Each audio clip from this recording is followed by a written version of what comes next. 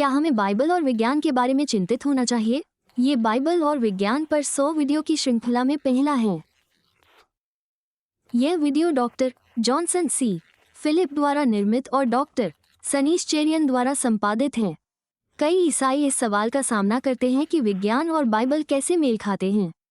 कुछ लोग विज्ञान का उपयोग करते हुए बाइबल पर हमला करते हैं, ये कहते हुए कि वे एक साथ नहीं चलते। ईसाई अलग अलग तरीकों से प्रतिक्रिया देते हैं। अधिकांश ईसाई अनिश्चित महसूस करते हैं और स्वीकार करते हैं कि उनके पास स्पष्ट उत्तर नहीं है। उनके पास अक्सर विज्ञान के बारे में ज्ञान की कमी होती है और उन्हें लगता है कि वे बाइबल का अच्छी तरह से बचाव नहीं कर सकते। ये ईसाई उन लोगों से सीखने के लिए उत्सुक हैं जो अधिक जानते हैं।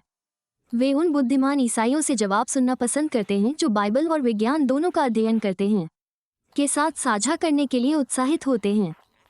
परिवार या विश्वास और विज्ञान के बारे में उत्सुक किसी भी व्यक्ति, उदाहरण के लिए, वे बता सकते हैं कि कॉस्मोगनी उत्पत्ति 11 का समर्थन कैसे करती है, जिसमें लिखा है, शुरू में परमेश्वर ने आकाश और पृथ्वी की रचना की। ये समूह परमेश्वर के वचन पर भरोसा करता है, लेकिन ये समझना चाहता है कि विज्ञान परमेश्वर की सृष्टि को कैसे दर्शाता है। वे भजन संहिता 19:1 में विश्वास करते हैं, आकाश परमेश्वर की महिमा का बखान करता है, जिसका अर्थ है कि विज्ञान परमेश्वर के कार्य को प्रकट कर सकता है। छोटे लेकिन मुखर समूहों से चुनौतियों का सामना करना पड़ता है। चर्च के ये समूह कई ईसाइयों को विज्ञान के बारे में बात करने में भ्रमित या भयभीत महसूस कराते हैं। चर्च के 2 अल्पसंख्यक समूह ये चुनौतियां पैदा करते हैं और उनकी ऊंची आवाज दूसरों को छोटा महसूस करा सकती है। पहला समूह उन लोगों से बना है जो विज्ञान को बिल्कुल नहीं समझते। वे बाइबल की सच्चाई के बारे में सवालों से डरते हैं क्योंकि वे उनका जवाब नहीं दे सकते। अंदर ही अंदर उन्हें चिंता होती है कि दूसरे उनकी कमजोरी देख लेंगे, इसलिए वे विज्ञान और बाइबल के बारे में सभी बातचीत बंद करने की कोशिश करते हैं। वे सवाल पूछने वालों को विधर्मी कहते हैं, ये कहते हुए कि वे परमेश्वर पर भरोसा नहीं करते। वे विज्ञान आधारित उत्तर देने वाले ईसाइयों को भी शारीरिक कहते हैं, जिसका अर्थ है कि वे दुनिया की बहुत ज्यादा परवाह करते हैं। ये समूह डराने के लिए चाले चलता है। कुछ लोग, जैसे विज्ञान के प्रश्नों को पापपूर्ण या खतरनाक कहना, वे तीमुथियुस 6:20 का हवाला दे सकते हैं, जो चर्चाओं को बंद करने के लिए शिरापरक बकवास के खिलाफ चेतावनी देता है। ये डर उन्हें ये समझने से रोकता है कि विज्ञान बाइबल का समर्थन कैसे कर सकता है, जैसे कि पुरातत्व शास्त्र जोशुआ 6 में जरीहो जैसे स्थानों की पुष्टि करता है। इससे कई ईश्वर प्रेमी ईसाई निराश हो जाते हैं, ये सोचकर कि कठिन विज्ञान प्रश्नों के कोई उत्तर नहीं है। दूसरा अल्पसंख्यक समूह अलग है, लेकिन फिर भी समस्याएं पैदा करता है। ये लोग बाइबल से प्रेम करते हैं और उसकी शिक्षाओं को अच्छी तरह जानते हैं। वे हर शब्द पर विश्वास करते हैं, जैसे यूहन्ना शाम के 5:17 कहता है, तेरा वचन सत्य है। लेकिन वे विज्ञान के बारे में कुछ नहीं जानते और सोचते हैं कि यह महत्वपूर्ण नहीं है। वे मानते हैं कि बाइबल ही पर्याप्त है और विज्ञान आस्था के लिए कोई मायने नहीं रखता।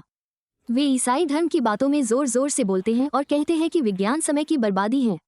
वे तर्क दे सकते हैं कि विज्ञान के माध्यम से सृष्टि का अध्ययन करना, जैसे डीएनए या तारों के बारे में सीखना, ईश्वर पर विश्वास करने से रोकता है। वे अन्य ईसाइयों को विज्ञान को पसंद करने के लिए सांसारिक कहते हैं, जिससे उन्हें बुरा लगता है। जिज्ञासु होने के नाते बाइबल में उनका दृढ़ विश्वास अच्छा है, लेकिन विज्ञान को अस्वीकार करने से दूसरों को ठेस पहुंच सकती है। विज्ञान में रुचि रखने वाले युवा ईसाई इस समूह के जोरदार शब्दों के कारण दोषी या हीन महसूस कर सकते हैं। वे ये जानना बंद कर सकते हैं कि विज्ञान परमेश्वर की अद्भुत रचना को कैसे दर्शाता है, जैसे भजन संहिता 139:14 कहता है कि हम भय और अद्भुत रीति से रचे गए हैं। ये दोनों समूह छोटे हैं, लेकिन उनकी ऊंची आवाजें कई लोगों को प्रभावित या डरा सकती हैं, क्योंकि वे इतनी दृढ़ता से बोलते हैं। कुछ ईश्वर भक्त ईसाई सोचते हैं कि क्या विज्ञान का अध्ययन करना गलत है। उन्हें चिंता है कि विज्ञान को पसंद करने का मतलब है कि वे बाइबल पर पर्याप्त भरोसा नहीं करते, लेकिन ये सच नहीं है। विज्ञान और बाइबल एक साथ काम कर सकते हैं। उदाहरण के लिए, विस्तारित ब्रह्मांड जैसी खोजें उत्पत्ति 1 का समर्थन करती हैं, जो परमेश्वर की शक्ति को दर्शाती हैं। पुरातत्व, जैसे जेरिको की दीवारों की खोज, बाइबल की कहानी की पुष्टि करती है। चिकित्सा प्रगति हमें अपने शरीर की देखभाल करने में मदद करती है, जिसे कुरिन्थियों 6:19 परमेश्वर का मंदिर कहता है। विज्ञान हमें परमेश्वर की सृष्टि को समझने में मदद करता है, जिससे हमारा विश्वास मजबूत होता है। हर ईसाई को बिना किसी डर के विज्ञान का अन्वेषण करने के लिए स्वतंत्र महसूस करना चाहिए। ये परमेश्वर के विरुद्ध नहीं है, यह उसकी महिमा को देखने का एक तरीका है। रोमियो 1:20 कहता है कि परमेश्वर की सृष्टि उसकी अनंत शक्ति को दर्शाती है, इसलिए विज्ञान का अध्ययन हमें उसके और करीब ला सकता है।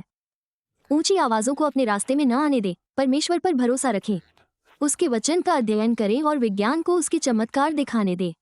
साहसी बने और उसका प्रकाश बिखेरे। कृपया इस चैनल को सब्सक्राइब करें और सब्सक्रिप्शन पूरा करने के लिए घंटी के निशान पर भी क्लिक करें। यह video doctor Johnson C Philip द्वारा लिखा गया है, जो भारत के सबसे वरिष्ठ धर्मशास्त्री हैं।